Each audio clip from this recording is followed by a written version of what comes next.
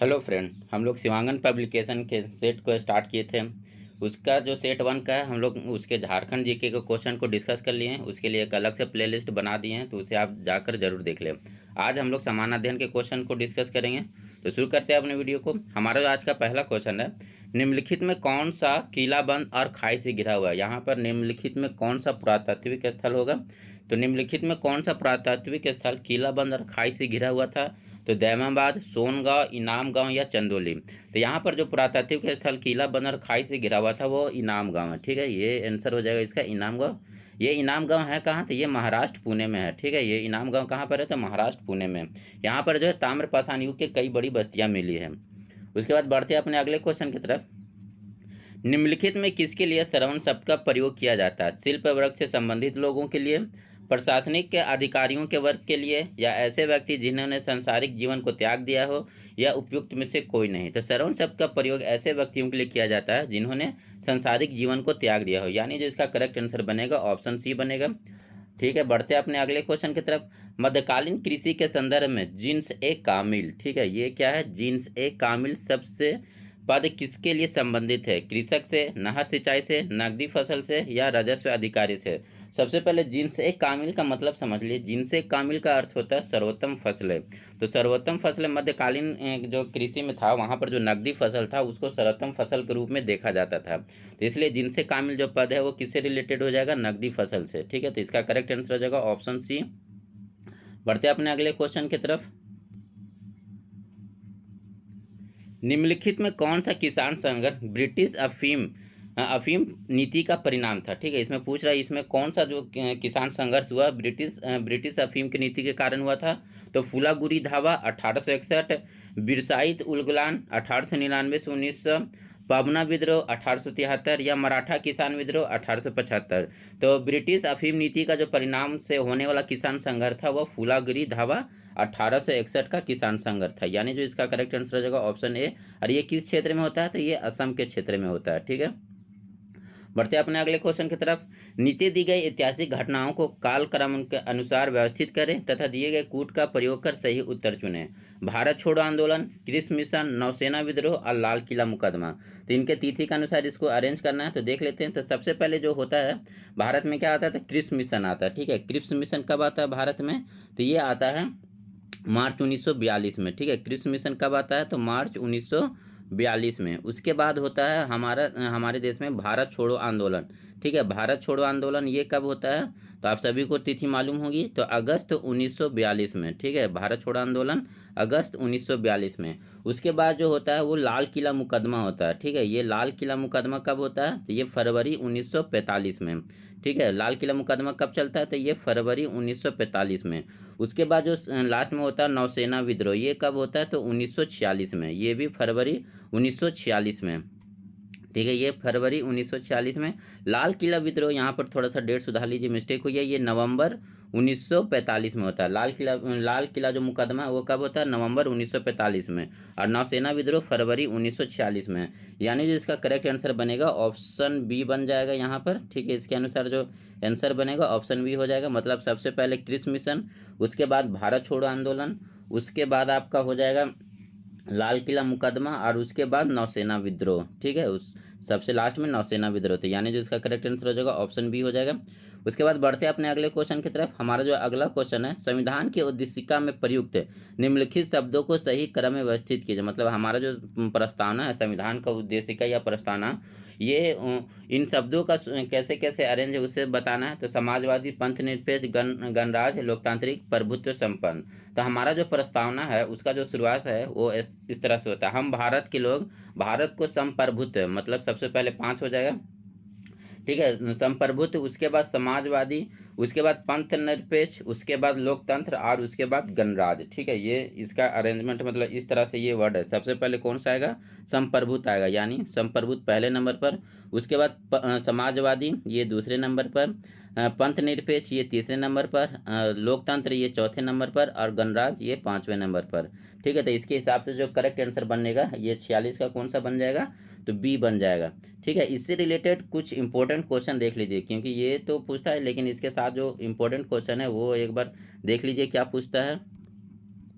तो सबसे पहले क्वेश्चन है कि संविधान को जो प्रस्तावना है उसको संविधान के समक्ष कौन प्रस्तुत करता है। ठीक है, प्रस्तावना को संविधान के समक्ष कौन प्रस्तुत करता है, तो ये जवाहरलाल नेहरू करते हैं। कब करते हैं, तो 1946 में। ठीक है, कब करते हैं, तो 1946 में। उसके बाद जो प्रस्तावना उसको संविधान सभा द्वारा कब अपनाया जाता है, ठीक है, तो ये 22 जनवरी 1947 को इसको अपना लिया जाता है। ठीक है, 13 दिसंबर 1946 को ये प्रस्तावना जवाहरलाल नेहरू के द्वारा संविधान सभा के समक्ष रखा जाता है और इसे 22 जनवरी 1947 को अपना लिया जाता है।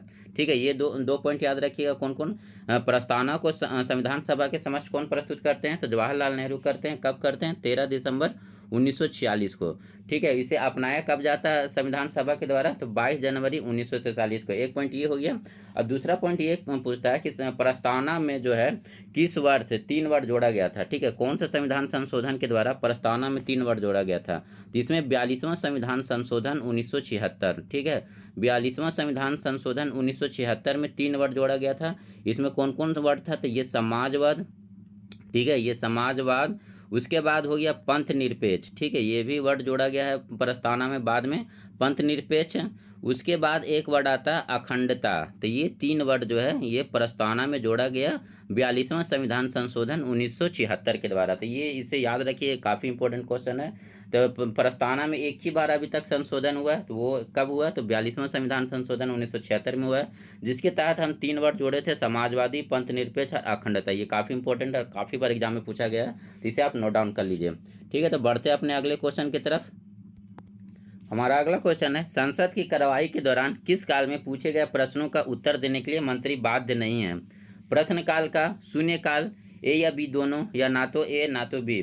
तो जिस जिस कार्यवाही के दौरान मंत्री को उत्तर देने के लिए बाध्य नहीं होते हैं वो है शून्यकाल, यानी जो इसका करेक्ट आंसर हो जाएगा ऑप्शन बी हो जाएगा।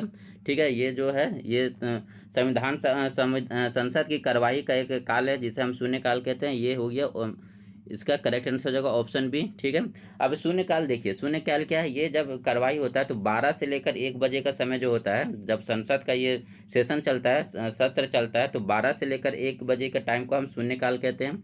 ये भारत के द्वारा ही शून्यकाल का जो कॉन्सेप्ट दिया गया, भारत के द्वारा दिया गया, और इसे कब दिया गया, तो 1962 में। ठीक है, ये भारत के द्वारा शून्यकाल दिया गया, और कब दिया गया था, 1962 में। ठीक है, इसमें जो मैक्सिमम जो सवाल पूछ सकते हैं 20 क्वेश्चन इसमें मंत्री हम पूछ सकते हैं। ठीक है, इसमें जो है सवाल पूछने का जो मैक्सिमम लिमिट है कितना है, जो 20 है। ठीक है, तो इसके शून्यकाल के बारे में 2 पॉइंट याद रखिएगा। 12 से लेकर 1 के बीच में जो सत्र का होता है सेशन, उसे हम शून्यकाल कहते हैं। इसे भारत के द्वारा ही दिया गया था और वर्ष 1962 में से अपनाया गया था। इसमें जो मंत्री है मैक्सिमम 20 क्वेश्चन पूछ सकते हैं। बढ़ते अपने अगले क्वेश्चन की तरफ। शासन के कार्रवाई के अंगों में निम्नलिखित में कौन सा शामिल है। ठीक है, शासन के कार्रवाई के अंगों में निम्नलिखित में कौन सा शामिल है, प्रधानमंत्री, मंत्रिपरिषद या प्रशासनिक अधिकारी और सर्वोच्च न्यायालय के मुख्य न्यायाधीश। तो शासन के अंगों में जो शामिल होते हैं वो कौन कौन होते हैं, तो इसमें हो जाएगा 1, 2 और 3, यानी प्रधानमंत्री, मंत्रिपरिषद और प्रशासनिक अधिकारी। ठीक है, जो शासन की कार्यकारी अंग होता है उसमें कौन कौन आ जाएगा, प्रधानमंत्री, मंत्रिपरिषद और प्रशासनिक अधिकारी, यानी जो इसका करेक्ट आंसर हो जाएगा ऑप्शन बी हो जाएगा। ठीक है, तो आप कोई भी सरकार या गवर्नमेंट में 3 बॉडी होता है, ये आप सभी को पता है।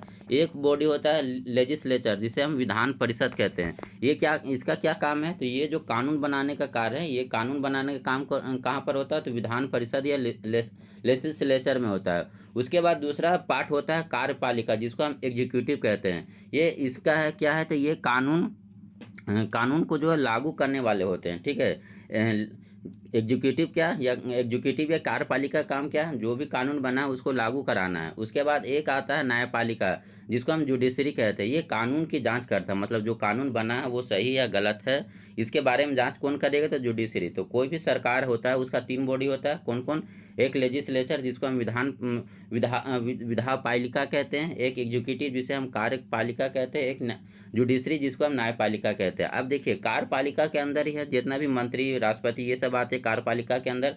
तो यही यहाँ पर पूछ रहा है कार्यकारी अंग। ठीक है, तो शासन की कार्यकारी के अंदर कौन कौन आ जाएगा, तो प्रधानमंत्री आ जाएंगे, मंत्रिपरिषद आ जाएंगे, प्रशासनिक अधिकारी हो जाएंगे। ये सर्वोच्च न्यायालय के मुख्य न्यायाधीश किस में आ जाएंगे, तो ये आ जाएंगे जुडिशरी में। ठीक है, उसके बाद आप बढ़ते अपने अगले क्वेश्चन की तरफ। तो निम्नलिखित में कौन सा विषय संघ सूची में शामिल नहीं है? ठीक है, संघ सूची का इसमें कौन सा विषय नहीं है? प्रतिरक्षा, बैंकिंग। ठीक है, प्रतिरक्षा संघ सूची का है, सही है ये।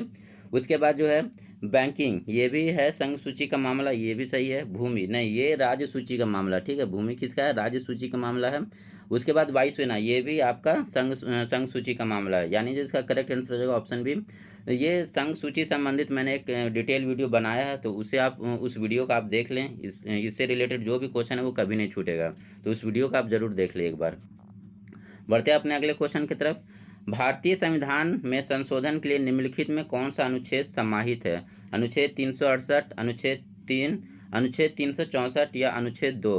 तो भारतीय संविधान में संशोधन के लिए, मतलब संविधान में संशोधन के लिए जो अनुच्छेद यूज होता है वो है अनुच्छेद 368, और अगर भाग पूछे तो भाग 20। ठीक है, संविधान संशोधन का जो अनुच्छेद कितना है? तो अनुच्छेद 368, और जो भाग होगा वो भाग 20 में।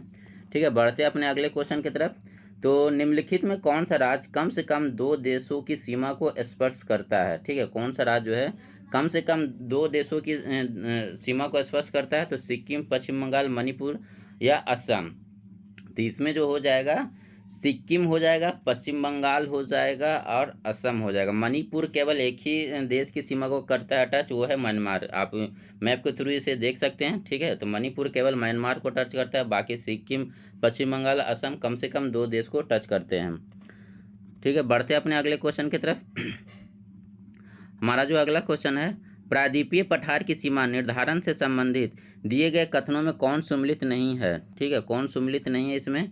तो उत्तर पश्चिम राजमहल की पहाड़ी, पूर्व राजमहल पहाड़ियाँ, पश्चिम महादेव श्रेणी, उसके बाद है आपका पश्चिम महादेव श्रेणी, और दक्षिण में कार्डेनम। तो इसमें कौन सा सम्मिलित नहीं है? तो इसमें जो सम्मिलित नहीं है पश्चिम में महादेव श्रेणी। ये पश्चिम में जो है ये आपका अरावली विस्तार में है। ठीक है, तो पश्चिम में कहाँ पर हो जाएगा? तो ये यहाँ पर जो पश्चिम में है, यहाँ पर अरावली पर्वत, ये सब इसका सीमा बनाती है। उसके बाद बढ़ते आप अगले क्वेश्चन की तरफ। अलकनंदा और भागीरथी नदियों के संगम पर कौन सा स्थान अवस्थित है? बद्रीनाथ, ऋषिकेश, रुद्रप्रयाग या देवप्रयाग? तो अलकनंदा और भागीरथी नदियों पर जो संगम पर स्थित है वो है देवप्रयाग। मतलब देवप्रयाग में अलकनंदा और भागीरथी दोनों आकर मिलते हैं, और यहीं से इसके जो संयुक्त धारा वो गंगा कहलाती है, यानी जिसका करेक्ट आंसर हो जाएगा ऑप्शन डी हो जाएगा।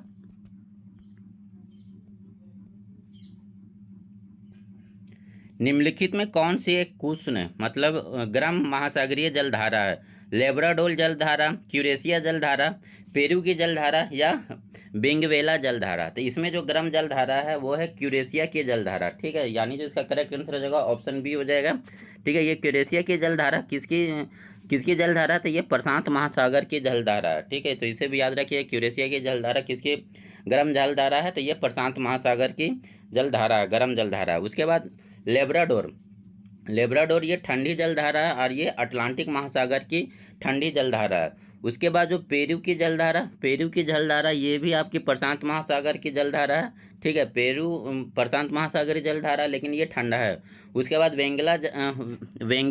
वेंगवेला जलधारा, ये किसकी है? तो ये ठंडी जलधारा है, ये अटलांटिक की है। इसमें मतलब 2 गो, लेब्राडोर और जो वेंगवेला है ये अटलांटिक महासागर की ठंडी जलधारा, और पेरू की जो जलधारा है ये प्रशांत महासागर की है, लेकिन ये ठंडी है।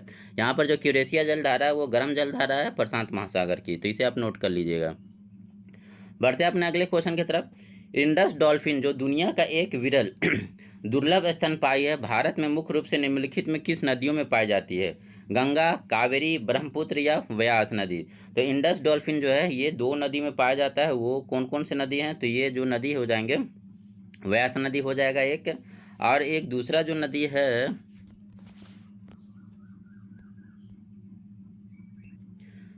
नदी है वो सिंधु नदी है। ठीक है, व्यास और सिंधु में इंडस डॉल्फिन पाया जाता है, तो इसे आप याद रखिएगा। बढ़ते हैं अपने अगले क्वेश्चन की तरफ। उपभोक्ता आय स्तर पर और उपभोक्ता द्वारा खरीदी गई वस्तु की संतुलित मात्रा के बीच संबंध को दर्शाया जाता है। आय उपभोग चक्र से, एंजेल वक्र से, तटस्थ वक्र से, या इनमें से कोई नहीं? तो उपभोक्ता आय स्तर और उपभोक्ता द्वारा खरीदी गई वस्तु के संतुलित मात्रा के बीच को जो दर्शाने वाला जो वक्र है वो है एंजेल वक्र, यानी जो इसका करेक्ट आंसर हो जाएगा ऑप्शन बी हो जाएगा। ठीक है, बढ़ते हैं अपने अगले क्वेश्चन की तरफ। निम्नलिखित में से किन्हें निजी वस्तु के अंतर्गत शामिल किया जाता है? कपड़ा को, कार को या खाद्य पदार्थ को? तो निजी वस्तुओं के अंतर्गत जो शामिल है ये तीनों हो जाएंगे, कपड़ा, कार और खाद्य। तो यानी जो इसका करेक्ट आंसर हो जाएगा ऑप्शन सी हो जाएगा। बढ़ते हैं अपने अगले क्वेश्चन की तरफ। निम्नलिखित में किस देश की राजधानी गितेगा है? ठीक है, किस देश की राजधानी गितेगा है? तो बुरुंडी, नाइजर, गिनी या केन्या? तो गितिका जी जो राजधानी है ये है आपकी, ये हो जाएगा बुरुंडी का। ठीक है, बुरुंडी की जो राजधानी है वो गितेगा कहलाती है, यानी जिसका करेक्ट आंसर हो जाएगा ऑप्शन ए हो जाएगा। कामायनी पुस्तक के लेखक कौन है? जयशंकर प्रसाद, खुशवंत सिन्हा, अरुण शौरी या हेलन केलर? तो कामायनी पुस्तक के जो लेखक हैं वो हैं जयशंकर प्रसाद, यानी जो इसका करेक्ट आंसर हो जाएगा ऑप्शन ए हो जाएगा। उसके बाद बढ़ते हैं अपने अगले क्वेश्चन की तरफ। ये सूची 1 का सूची 2 से मिलान करना है। तो कौन सा देश का कौन सा राष्ट्रीय खेल है? तो टेबल टेनिस किस देश का राष्ट्रीय खेल है? तो ये चीन का हो जाएगा। हॉकी भारत और पाकिस्तान दोनों का राष्ट्रीय खेल है, यानी 2 का बी हो जाएगा। फुटबॉल किसका है? तो फुटबॉल राष्ट्रीय खेल फ्रांस का है, और आइस हॉकी कनाडा का है, यानी जो इसका करेक्ट आंसर हो जाएगा ऑप्शन ए हो जाएगा।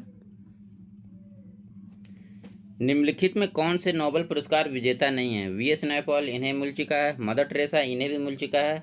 जॉन वार्डिन, इन्हें भी मिल चुका है। अरुंधति राय, इन्हें नोबेल पुरस्कार अभी तक नहीं मिला, यानी जिसका करेक्ट आंसर हो जाएगा ऑप्शन डी हो जाएगा। निम्नलिखित में कौन सरोद वादक है? मुकेश शर्मा, उस्ताद बिंदु खान, जुबिन मेहता या वंदे हसन? तो इसमें जो सरोद वादक हैं वो है मुकेश शर्मा, यानी जो इसका करेक्ट आंसर हो जाएगा ऑप्शन ए हो जाएगा। उसके बाद राष्ट्रीय विज्ञान दिवस कब बनाया जाता है? ये तो सभी को मालूम होना चाहिए। राष्ट्रीय विज्ञान कब मनाया जाता है? तो 28 फरवरी को बनाया जाता है। ठीक है, यानी जिसका करेक्ट आंसर हो जाएगा ऑप्शन सी हो जाएगा। राष्ट्रीय विज्ञान दिवस 28 फरवरी को। उसके बाद भारत के किस राज्य को नोवल कोरोना वायरस का पहला मामला प्रकाश में आया था? तो ये भी सभी को मालूम होना चाहिए। पहला जो कोरोना वायरस का मामला आया था ये केरल में आया था, यानी जिसका करेक्ट आंसर हो जाएगा ऑप्शन डी हो जाएगा। उसके बाद बढ़ते आगे। दिसंबर 2021 में मिथिला मखाना को जीआई टैग दिया गया, वह किस राज्य से संबंधित है? बिहार, झारखंड, असम या पश्चिम बंगाल? तो मिथिला मखाना को जीआई टैग दिया गया था, यह बिहार राज्य से संबंधित है, यानी जो इसका करेक्ट आंसर हो जाएगा ऑप्शन ए हो जाएगा। हाल में किस भारतीय वास्तुकार को ब्रिटेन के प्रतिष्ठित शाही पदक रॉयल गोल्ड मेडल 2022, ठीक है, रॉयल गोल्ड मेडल 2022 से सम्मानित किया गया? तो बालकृष्ण दोषी, विमल पटेल, हमद हफीज या राहुल मल्होत्रा? तो रॉयल गोल्ड मेडल प्राप्त करने वाला भारतीय जो है वो बालकृष्ण दोषी, यानी जो इसका करेक्ट आंसर हो जाएगा ऑप्शन ए हो जाएगा। निम्नलिखित में किस देश को अंतर्राष्ट्रीय समुद्री संगठन आईएमओ परिषद में 2 साल के लिए पुनः सदस्य बनाया गया? तो बांग्लादेश, भारत, श्रीलंका या थाईलैंड? तो आईएमओ का पुनः 2 साल के लिए सदस्य जो बना है वो बना है भारत बना है, यानी जो इसका करेक्ट आंसर हो जाएगा ऑप्शन बी हो जाएगा। वर्ष 2021 से लेकर 25 तक के कार्यकाल के लिए किस देश को यूनेस्को का कार्यकारी सदस्य चुना गया? भारत, अमेरिका, फ्रांस या रूस? तो 2021 से लेकर 25 तक का जो यूनेस्को का कार्यकाली सदस्य चुना गया है देश, वो है भारत, यानी जो इसका करेक्ट आंसर हो जाएगा ऑप्शन ए हो जाएगा। उसके बाद पुस्तक गीता गोविंदा जयदेव डिवाइन ओबेसिटी के लेखक कौन है? डॉक्टर उत्पल के बनर्जी, सुब्रमण्यम स्वामी, वीर संघवी या अशोक लवासा? तो गीता गोविंदा के जो लेखक हैं वो डॉक्टर उत्पल के बनर्जी है, यानी जिसका करेक्ट आंसर होगा ऑप्शन ए हो जाएगा। किस वर्ष तक भारत को उर्वरक के क्षेत्र में आत्मनिर्भर बनाने की घोषणा केंद्रीय रसायन मंत्रालय ने की है? 2022, 2023, 2025 या 2026? तो भारत को जो उर्वरक के क्षेत्र में आत्मनिर्भर बनाने की घोषणा जो केंद्रीय रसायन मंत्रालय के द्वारा किया गया है वो है 2026 तक, यानी जो इसका करेक्ट आंसर हो जाएगा ऑप्शन डी। सो इस वीडियो में इतना ही। Thank you for watching this video.